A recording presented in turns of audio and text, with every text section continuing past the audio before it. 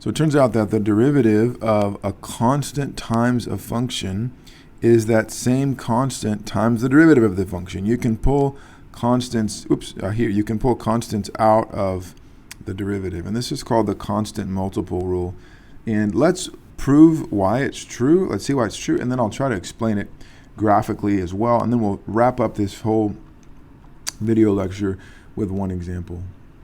All right, so let's work it out. So we want to take the derivative of a constant times f of x, and this is by definition the limit as h goes to 0 of c f of x plus h minus c f of x all over h, and I can factor a c out, and so this is the same thing as the limit as h goes to 0 of c times f of x plus h minus f of x all over h. And now you say, wait a minute, I'm allowed to pull constants out of limits. That's the constant multiple rule for limits. And so that's basically why the constant multiple rule for derivatives works, because you can pop that c out, and at this point you can see, oh, what I want is true. Here's my c, here's f prime. So this is exactly c times f prime of x.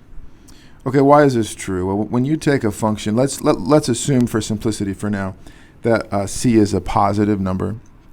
Let's even assume that it's like bigger than 1. So it's stretching my function upwards. This is a vertical stretch.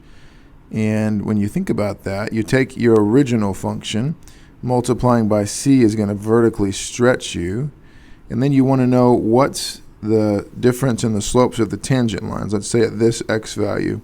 So here's 1, and then here's 1, and basically they're saying, look, take whatever constant you multiplied this function by to get this function, and that same constant multiply this slope by, and you'll get that slope. So somehow it's totally not surprising. It makes perfect sense, but that's what's happening geometrically. Okay, let's put everything together and do one more big derivative. I would invite you to pause the video and work this out yourself. Hopefully you get f prime of x is, now think with me, I can pull this 3 to the side, so I'm thinking about the derivative of x to the 5th, so I get 3 times 5x to the 4th minus 4 times 3x squared minus 5 times 2x plus pi, and the derivative of this huge thing is equal to the digit that shows up the most, which is 0. And so you can clean this up and say, well, this is 15x to the 4th minus 12x squared minus 10x plus pi. And I just want to point out to you that here, I typically, when I'm taking the derivative of this, I just multiply the 5 times the 3 and jump right down to 15. And the 3 times the 4 is 12x squared, so on and so forth. I typically don't write this stuff. I just jump right to here, and I'm perfectly fine if you do.